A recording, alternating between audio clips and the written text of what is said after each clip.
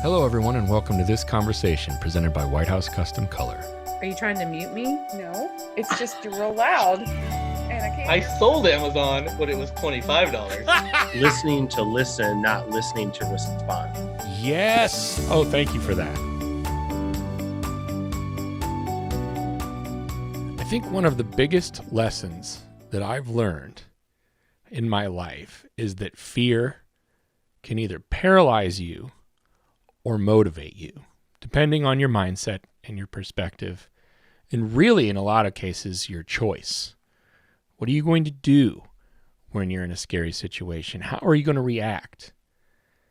I spoke with Jamie Hayes, an old friend of mine. He's of Hayes and Fisk Photography out of Richmond, Virginia. His partner is Mary Fisk Taylor in business. And he talks about using fear as a tool. And he does it in only the way that Jamie Hayes can do. If you know Jamie, then you have an idea of what I'm talking about. We talk about a lot of stuff, including a little bit about Mary, who is going to be the PPA president for 2021.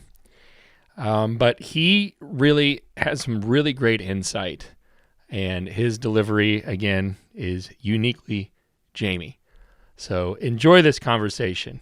I think that you'll get an awful lot out of it regarding using fear as a tool, because again, in my experience, you can go either way. And this gives a really positive spin, I think, on how to use fear as a tool to motivate as opposed to paralyze. Enjoy. My name is Jamie Hayes. I own a studio in Richmond, Virginia with Mary Fisk Taylor. We've been business partners for 24 plus years. We are a wall portrait studio. The studios have been in my home, and we photograph families, children. We do a little commercial work. We do a few weddings, but primarily we do kind of what you see behind me, which are oil paintings, hand oil paintings over top of portraits. A Richmond tradition, we didn't start it. But we are the last studio that paints in the tradition of the last painters, women, female painters of this area. And that's kind of what we specialize in and have always done. Now we are, as always refocusing, rebranding, not necessarily rebranding, refining our brand. And throughout this whole pandemic has been an absolute wonderful thing, as we are within a couple $100 of where we were last year, gross sales wise. I heard that. That through the vine of grapes. Yeah, it is true. Which is awesome because, as a photographer that's been doing this all my entire existence and all my life. So I'm a little different in this too. I've been a full-time employed photographer since I was 18 years old, and I'm 55 now. I picked up a camera when I was 7, 8, 9, somewhere in that range. Photographed my first wedding when I was 15. I'm single, not married, so 100% of my income has to come from photography, right? And it has to work or I have to go get a job. So right. I'm unique in the fact that I would say a majority of the photographers today do not have to rely on their income to solely support their household. The household, so, right. So I come at it from a whole different perspective. Mm-hmm. It has to be profitable. We have to stay busy. I have to get a paycheck every month, or I have to go get a real job. How cognizant are you of that? I'm going to call it pressure, but call it a reality. Whatever you want to say, however you want to describe it. How cognizant are you of that on a daily basis? Is it a push? Is it unpleasant? Is there fear? Like, as you're aware of that, how does it show up? We could joke around about it that you think about it every night or whatever. And maybe this year you have to some degree, at different times. But what's the reality of that? What does the reality of that reality look like? It is and has always been a constant fear factor in such that I've always thought, when is the shoe going to drop? And now I'm kind of, 25 years in, we've been through it all. We've been through thick and thin. We've been through the 9/11 that was the last big major thing that we went through, as far as shutting things down for a while. It's still, even to this day, I thank the universe every day that it still wants me to continue to do what I do. And even through this pandemic, it reassures me that we must be doing something right. And there must be a purpose, a greater purpose in the world of what we're doing for the people we do it for. And they must love it and value it enough for us to continue to be where we are at the level we are here, literally 25 years in. But the fear of that constantly, even like this month, we've had a phenomenal month. I mean, absolutely phenomenal. We've had sales that our averages are about double what they were last year, which is the wonderful part of all of this. Come on. Yeah. So we had a $20,000 sale from a woman and 2 dogs. She's 28 years old. I mean, I just can't even, the things that are coming to us, the sessions that are coming to us now are just out of this world. So, but it doesn't take away that fear factor. And I don't know that I would love to think. It's got to help a little bit. It helps a little, for sure. I mean, listen, I'm very grateful and very, very grateful that we are where we are and that we're able to do this. But on the same token, I'm not sitting back on my laurels thinking, Sure. We don't need to. I mean, Mary and I had a conversation just today about, hey, we need to get some more sessions on the books. We need to get some things going here. Got to keep going. Because we get to a point where, we're busy with sessions, then we have the orders, then we have the painting and the processing of what we do. No, everything we do is outsourced to White House. We outsource all of our retouching. The only thing we don't outsource is our painting. We still do that in-house. But everything else we outsource. And I'm always constantly concerned about, okay, we had a great month this month. Like in November is going to end up being a really good month for us overall. But now I'm on to, October, excuse me. But now I'm on to, oh my God, what's November going to bring? And our sessions aren't booking. They don't book anymore. For the past several years, our sessions have been, we have 1 or 2 on the books. And by the end of the week, we've booked 1 or 2 more. Now, at the averages that we are, I only need 1 or 2 a week in order for that to happen. But I'm also not foolish enough to think that every single client's going to come in and drop 8 to 10 grand every time every session. Now, we've come to expect it in the fact that we go at it as if that's what our clients are going to do always. You know what I mean? That actually probably helps too, right? Kind of. It really does, because if you put yourself in the mindset that this is what you're going to do, and you follow all your procedures and all your practices and all the things that you've built to support your brand and to support the structure of what you're going to do, you can easily, at this point, we can easily weed out, and I don't mean weed out by not photographing them. We can decipher between a client coming in for some 8x10s, 5x7s, and maybe some Christmas cards versus a wall portrait. Right. Well, you guys aren't selling used Chryslers. You have a Mercedes dealership, so that expectation is warranted. Yes. Now, there's always that, and there's always that fear that in whatever economy will that stop. Great thing is that in Richmond, Virginia, we have about 1 million plus people to pull from in a 3-county area, including the city of Richmond. And we're close enough. We have enough Fortune 500 and 100 companies in Richmond that we have a good supply of people that are in the bracket of income that we are not an expense, or not a luxury. We are what they would expect to spend or invest. Ooh, okay. Why did I have trouble with that? Talk to me a little bit about that. You're not a luxury. Yeah. So as you climb, as you build your business and your clients become, you go up a level of client. In other words, my clients make way more money than I do, right? Sure. They, Yes. some of them have multiple homes. They have a beach house or a river Right. house, which is very popular in this area. Oh, Some places sure. may have a lake house, for instance, right? But we have a good level of clients that spending $8,000 on a portrait order is okay, and enough that it's not shocking to them, right? It's not a big deal for them. Right. So They it's not considered a spend luxury. that A yacht is a luxury item, Right. not an $8,000 portrait Right. order. Because they spend that kind of money on other things on a regular basis. Their kids go to Right. private school. You know, they pay Sure. probably $27,000 to $28,000 a year for their kids to go to private school and learn how to write their name in crayon. I mean, literally.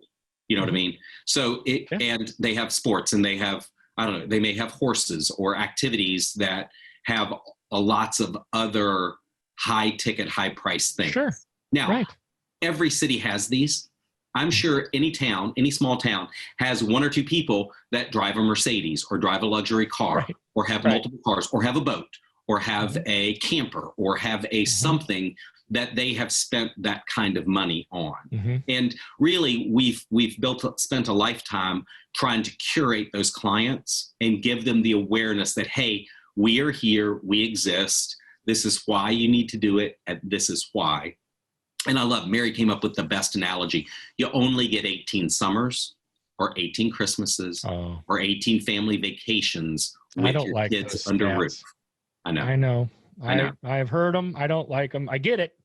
It's very sobering, right? Yep.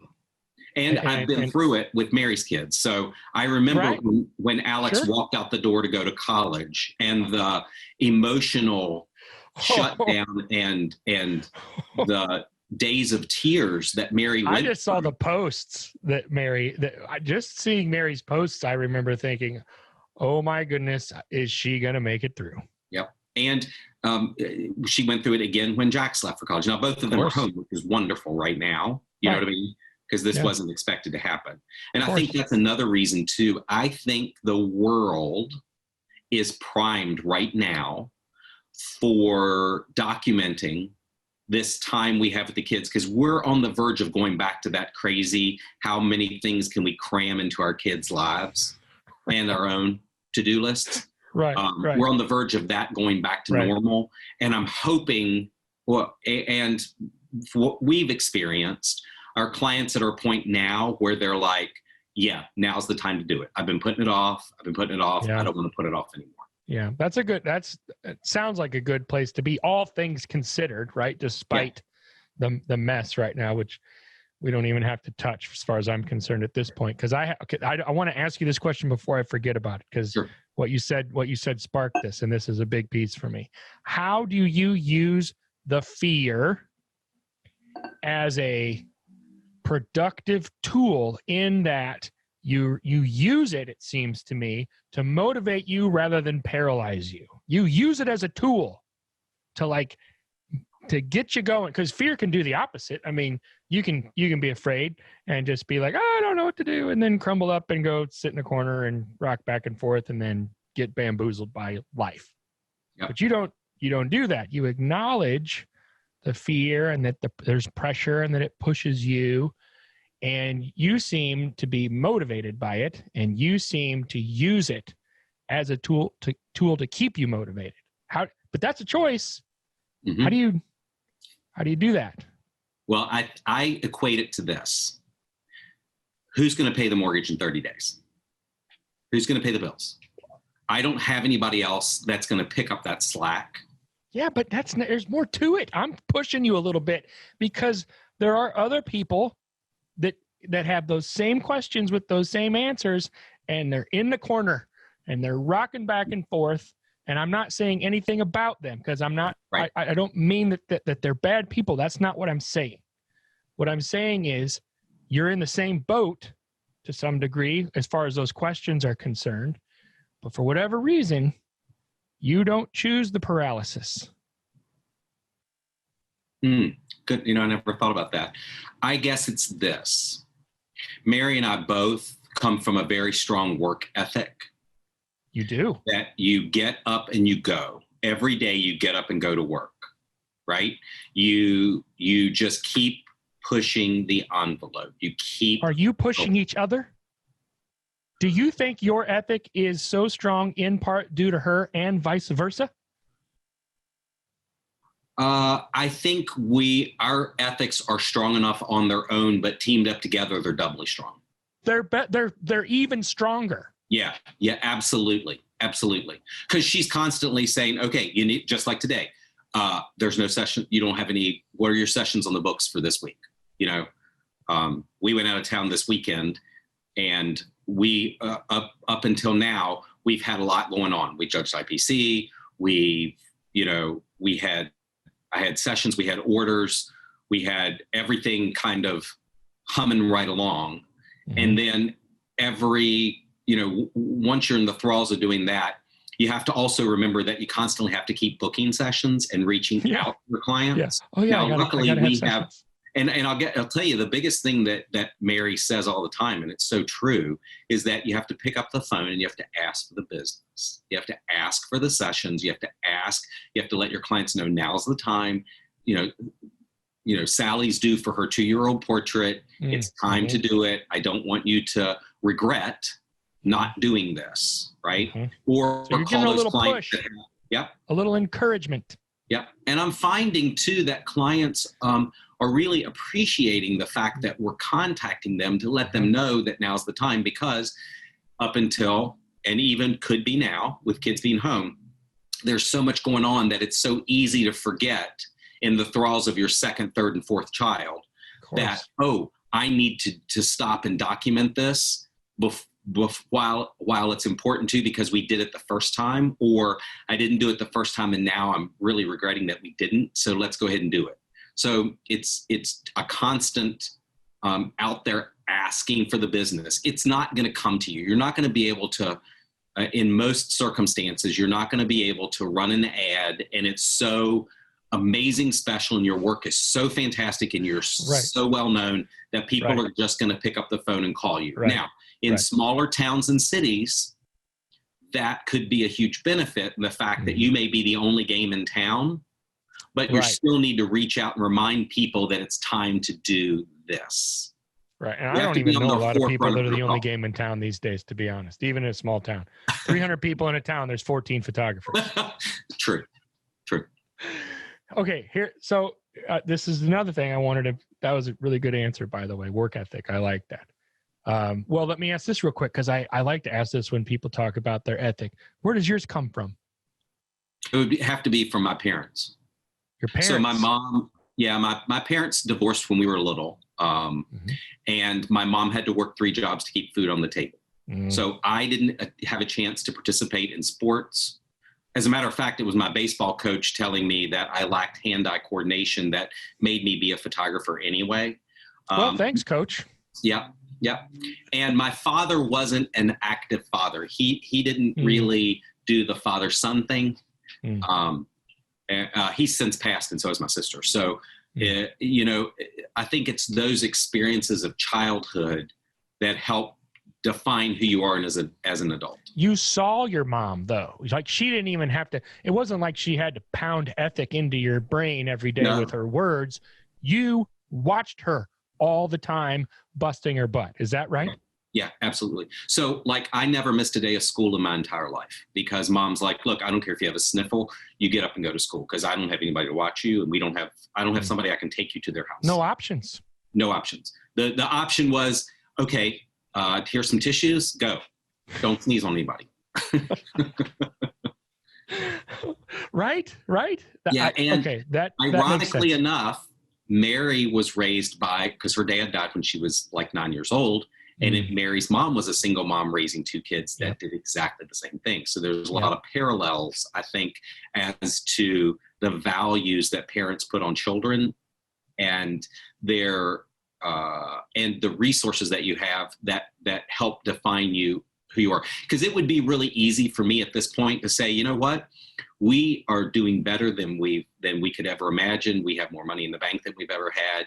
It would be easy for me to go, you know what, we're just going to take a month off, or we're just going to kind of, we don't need to push it to the end of the year. We're good, but we're constantly look at the numbers and going, okay, now I did really good this month, but we're still this point compared to last year, compared to the year before, compared to the year before. Yep. Now, we keep really good records and track of all of that with software. And we use a lot of software in our studio management and the way we run our business in order to maintain where we are. But I, on a daily basis, go back and look at where we were this day versus the same day last year to compare where we are always in any That's condition. Your metric. That's your metric. Oh yeah. I always want to do better than we did last year, but the goal is to hit at some day in the month, hit where we did last year. And if not, then what can we do in the next couple of weeks to get that going again, to get that kind of up where it needs to. So that's a motivating factor in and of itself.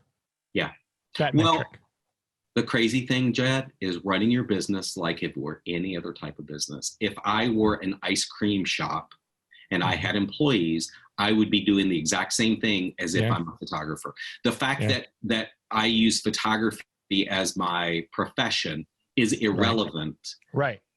Really. It doesn't in really that matter sense. what you do. In that sense. Yeah. Because if it was ice cream, you'd just be wanting to sell more cones. Yeah. Or sundaes, whatever. Yeah. Okay, now here, this is what I want to dive into a little bit. The partnership. All right. Dum. In a sense, yes. Also, no, I don't want to come across that way, but I want to hear from you. I think there are some things that have been established of why you guys work together so well, right? And I'm not saying it's all roses. I know it's not. Oh, God, no. But just the fact that you even have that really special connection with your mamas, right? Like that's a big piece that's there that might not be at the front of your minds all the time, but that could very well be one of the reasons why you guys connect so well. You both have that ethic, which, I mean, neither one of you would do well with a partner that didn't have a good work ethic. Oh, hell no. That would last about 10 minutes. Yeah. And that's generous, probably. So what I want to know is, what do the hard times look like for you guys? Because you're both strong, you're both smart, you're both independent, right?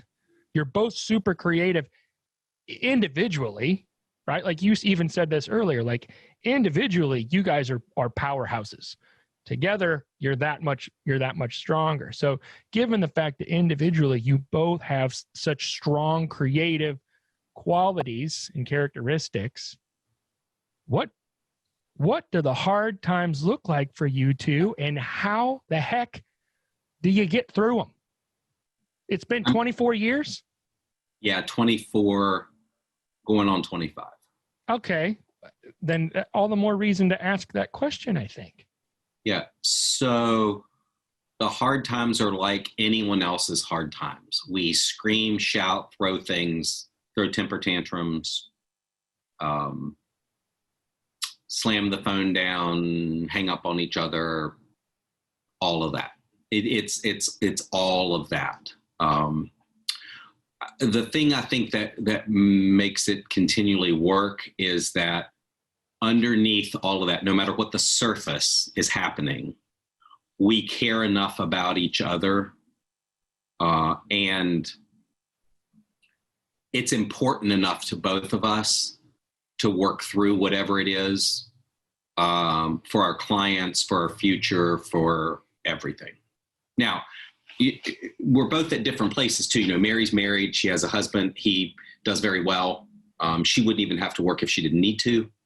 So it's not like we don't have the same necessity. Now, we still have the same drive, because that doesn't change the fact that she's still very driven regardless of where we are, you know, number-wise in the studio. Sure. We both still aim to keep pushing the boundaries and keep what can we do? How much can we do? Mm-hmm. How far can we take this?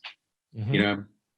And I don't know that that will ever stop. Like all my friends now in my age are like, oh no, hey, what's your exit plan? And I'm like, there is not one. I didn't get into this to stop. Maybe me falling over with a camera in my hand is kind of my exit plan. But this isn't a job, let's put it that way, where, you know, a lot of photographers in our industry probably have come into this as a second career. I've retired from my first job, so now I can really do what I want to do. Yeah. I've actually been able to do what I really wanted to do all my entire life, and I'm very aware of that. You know, well, what I mean? You're not looking at it as a means to an end. You're not looking for an exit. No, there is no You don't exit. frame it that way. Look, every day of my life, I get to do what thrills me the most and brings me the most peace and joy and happiness. And I like to think that it brings that same happiness to our clients too, which is the main reason why I think people like photography. Is that it's much like being a chef or presenting someone with food or wine or beverage or whatever, is that you get enjoyment out of watching other people enjoy what you do and love what you do as much as you do. So I think that's probably what keeps us going through the rough times and the hard times. What's the best thing about Mary? Her heart. She has the biggest heart of anyone I know. You know, funny too that most people, those who know her in her circle and her close friends know that, because on a, you know, PPA level or production level, she may seem like a ball buster or somebody that's not going to give in, or Right.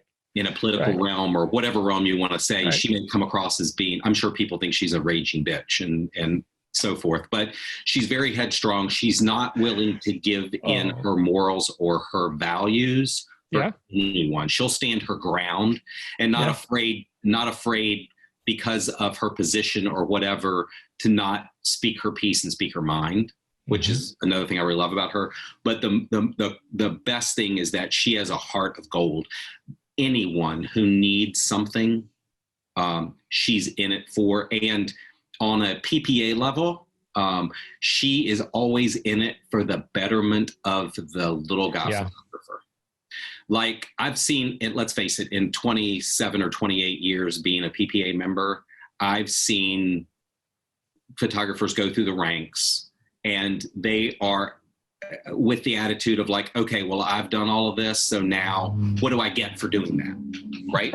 Or I might know what you're talking about. Yeah. Or their presidential year being okay, I'm just going to coast now. My business is, you know, I'm just kind of retiring. I'm kind of whatever. She is constantly worried and constantly figuring out how to help the little guy photographer and to make our profession better for all of us. And that is a value and a trait that up until recently, I haven't seen a lot in our board of directors. Mm-hmm. And you know she exemplifies that, and it's a big deal because of what next year's going to be like. Yeah. And also we have I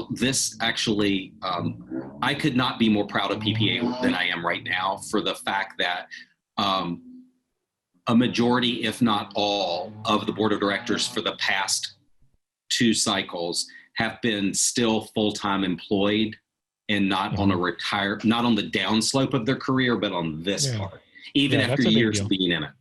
You know, that's a big deal. Greg still is hitting it every day. Hitting it hard. Did he push it? Yeah, hitting it hard. You know what? Mary is, Jeff Duchowski, Kira, all of these photographers, and it's not just her, it's a bunch of them, but they all are in the trenches with us every day, which I think is very unique. It used to be that the board of directors ended up being people that were not, once they went through the ranks, they weren't necessarily in the trenches hitting it really hard. And not the same way, right? No, I think you're absolutely right. I think it certainly is trended that way, and I think that's good for the entire organization and the entire industry as a whole. Yeah. Right. Yeah. All right. Tell me this. Yeah. What's the best thing about Jamie? Oh, Jesus. I don't know if any of it's good, to be honest with you, because I am a hot freaking mess. I mean, really, I don't know why she stayed with me. I don't know why it's worked, because I am shiny ball squirrel all the time. Now, when I'm in a photography session, when I'm all in, I am all in. Probably to my detriment at times, because I kind of beat the same point until I'm like, Nugs with a toy. I'm not giving up until I win with that toy, or I'm exhausted and I pass out. One of the two. That sounds like your exit plan, that you're just going to pass out with a camera in your hand. It all comes full circle, Jamie. Yeah, it sure does. I have a lot of ideas and thoughts that run through my head constantly about all kinds of things. And they're all kind of photography related or deal with that. I'm probably being single and not having a real family, so to speak of. I mean, Mary's family adopted me pretty much, but by not having that, I've been able to, probably to my detriment, always think about the photography and the studio and the business more than what most people do in relationships, where you have that balance between work and other. I probably lack on the other. Yeah, because it's all more mushed together in your mind. Is that right? Yeah. I probably chose early on to focus more on the business and the photography business and building our business and doing all that than most people would. Most people would have, who would have gotten married, had kids. There's things that always involve more of your personal time, where I've lived my entire life without having that. Those things. Yeah. Right. Yeah. That's a really honest, deep answer. I like that. I expected nothing less from you. I knew you would give me two really good answers to those questions. Hey, all right, finish up with this. Now this is going to air, I don't know, in probably December or January of 2021, but right now it's the end of October. What do you want the next 2 months to look like for you business-wise? I want them to be as strong as the past 2 months that we've had. I want to hit it strong.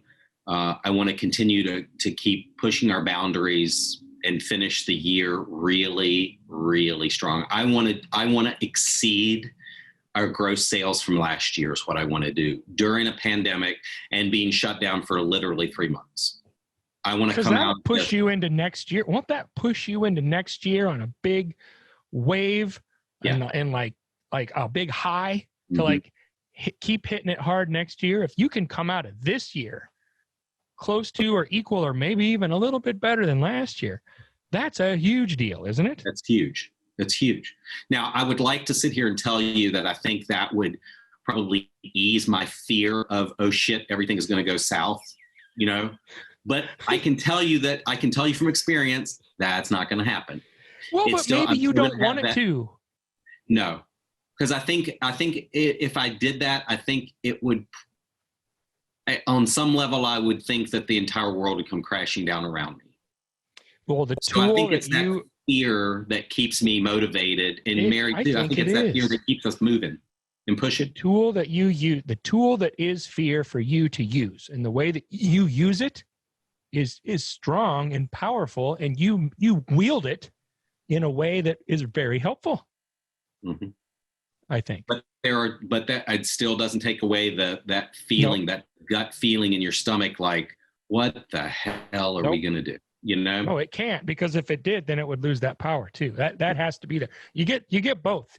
You can't have one without the other. This is so true. It's very true. Well, I tell you what, this was a great conversation. I knew it would be. I actually have a whole slate of other things that I want to get into with you, but I have decided that I want to make that a separate conversation. You will be hearing from me again, because I have a whole thing I'm looking at right now, but I don't want it to be part of this because they're too different. So I want this one to be this, and the next one will be something else. I'm just assuming that you'll join me again at some point. Will. Jed, you're the most awesome person at this. I mean, I remember, coming to your hotel room in Nashville when you started all this, and and when I left, I was like, Jed's found his sweet spot. This is where Jed excels is in these types of conversations with photographers today, and it doesn't matter what today is. I think. And I would be proud and happy to talk to you anytime about anything. Good. I appreciate that very much. You will be hearing from me again. Thank you for those kind words. I'm having a ball, and I look forward to just keep doing these.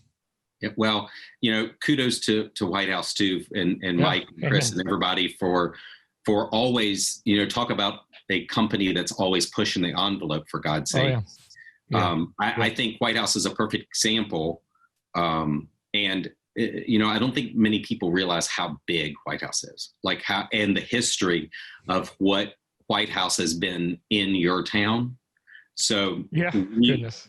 I mean, and you guys are constantly trying to figure out, you always have been, ways to make it better and to push your own envelope. So I think all of that kind of attracts the same kind of people. So I'm so thankful that you guys are our lab, that you guys are our partners in this, and that's the way we look at you as partners. It's funny, I talk to so many different photographers and I hear them saying, oh, well, I tried them for this product, but I didn't like the way they did it. And I'm like, people, you realize that they don't do anything to your file, right? I mean, labs are so much more an output service without touching. I mean, I'd be like, seriously, people, back in the film days, okay, that's a whole different ballgame. They used to fix all your shit. But anymore, they just output. I mean, if you have a problem with something, it's not the lab. And if it is, well, we don't have that problem. Let's put it that way. I have more problems. If it is, it gets fixed. We're not perfect, but you're right. If it is, it gets fixed, and that's all there is to it. Yeah. So I put your eggs in one basket and roll with it, people. Quit trying to create a harder job for yourself by having multiple labs for stuff. I think we should use it. That should be our new tagline. I think roll it. Put your eggs in one basket and roll with it. Oh my God, that's awesome.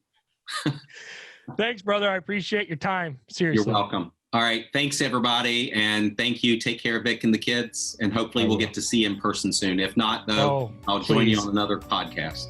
Thanks, brother. Anytime. Hey guys, thanks for watching this conversation presented by White House Custom Color on YouTube.